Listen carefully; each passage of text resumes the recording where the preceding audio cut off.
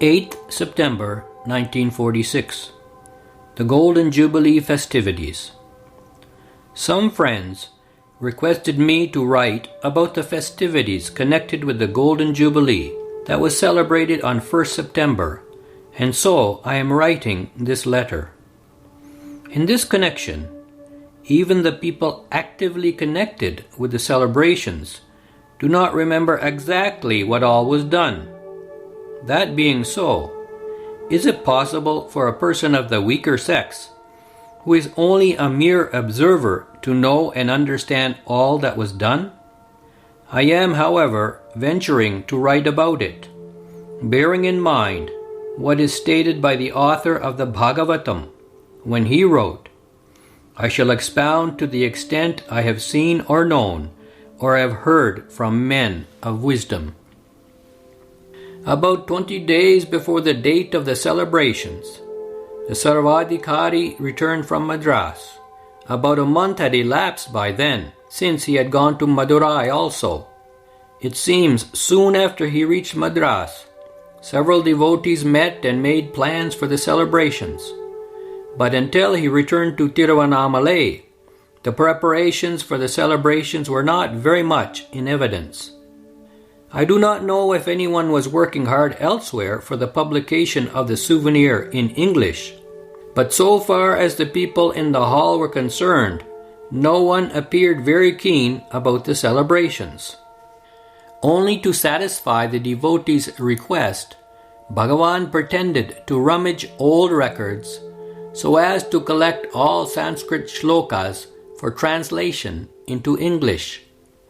As soon as the Sarvadhikari arrived, preparations began in right earnest. There is no knowing what deliberations were held in the office or on whose persuasion it was, but they began erecting a big thatched shed adjacent to the hall on the hillside.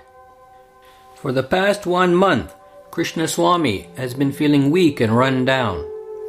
However, as soon as the work on the shed was started, his weakness appears to have disappeared, and he got enormous strength. He took an active part, climbing up the ladder, stitching the palm leaves together, and doing all such work. The pandal was erected. They said the floor must be cemented. For watering the place, ramming in poles, and doing sundry work, he appeared to have got the strength of a giant. It is said that Hanuman was originally sitting quiet like a bird with his tail tucked under him, but when he heard that the ocean had to be crossed, he assumed Vishwarupa, body of enormous proportions, and did all the work required. This is an illustration of the saying that God's devotees get inspired and do all types of work for the good of others when occasion arises.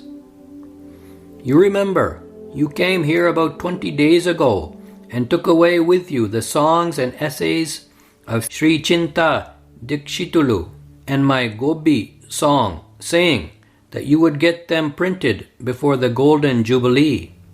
After that, Muruganar and some other devotees wrote some songs and verses and sent them for printing.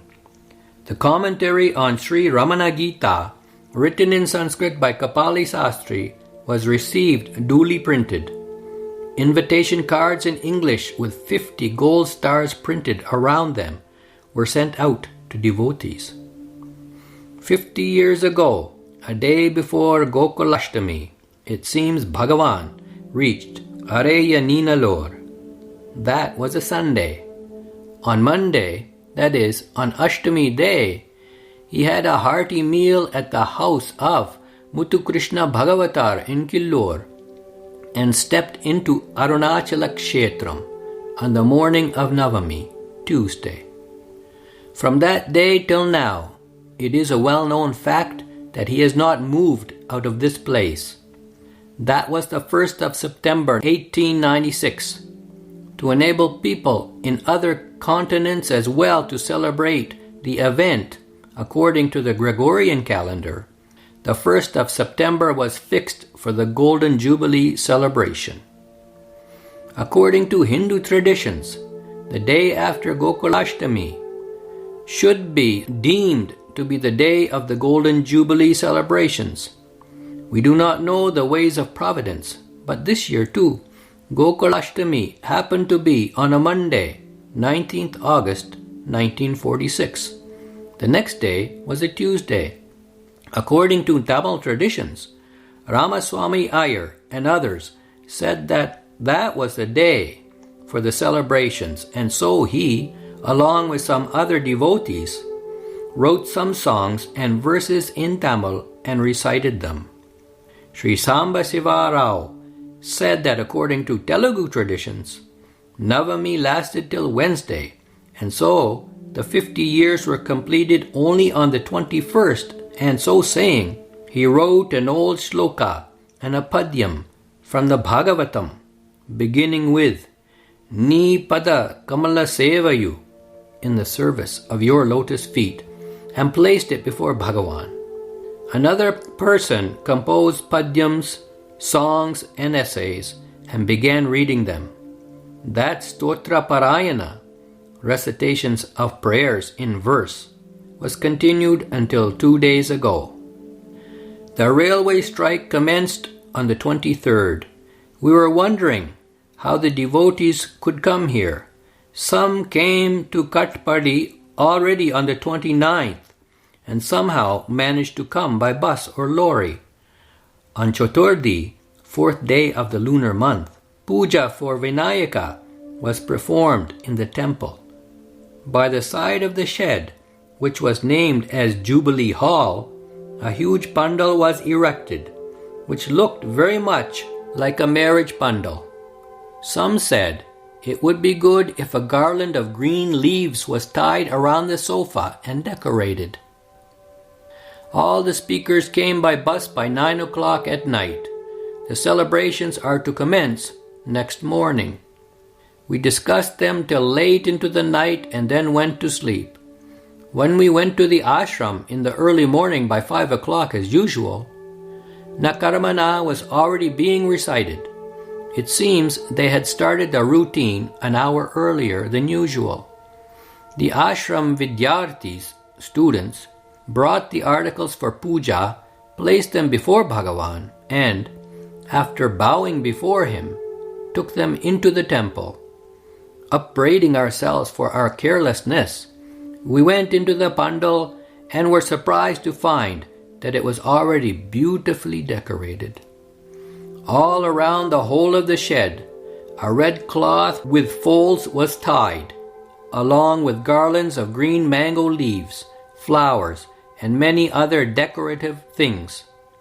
Recently, the Rani of Baroda sent saris full of zari, silver lacing, to decorate the goddess in the temple.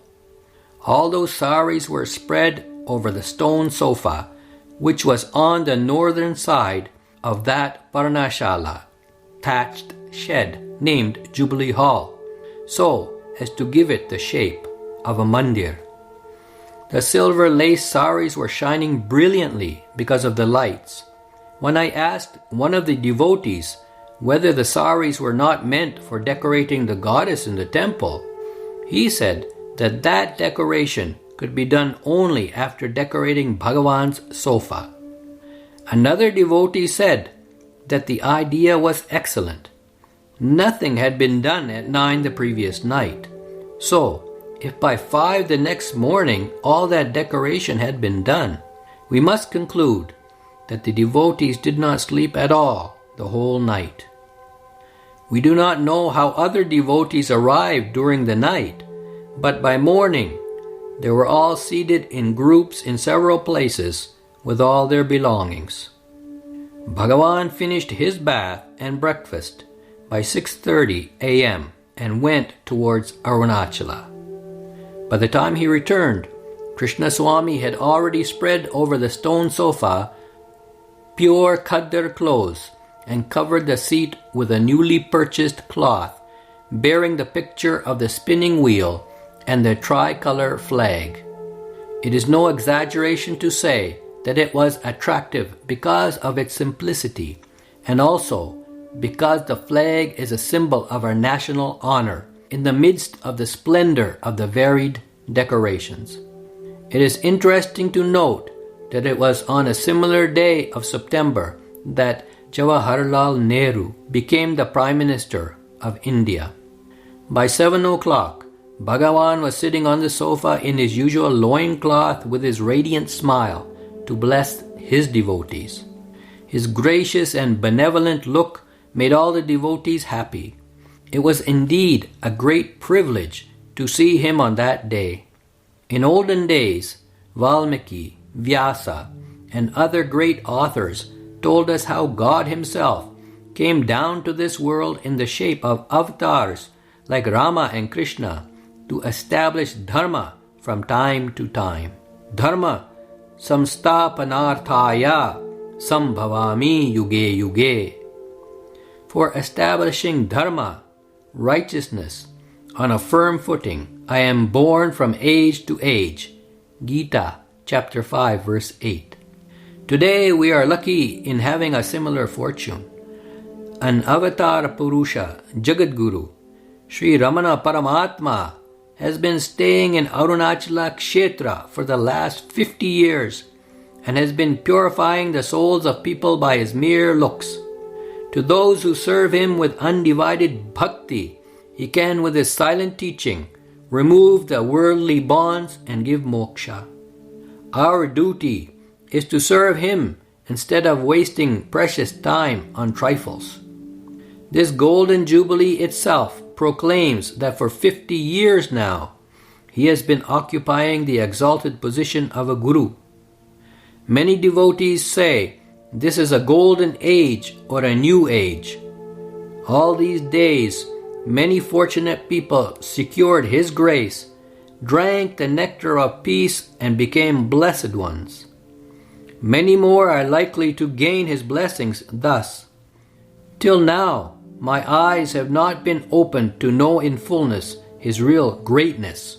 There will be many like me who do not know how this personification of kindness is giving us various occasions to serve him. Of all these occasions, it occurs to me, this Golden Jubilee is the greatest.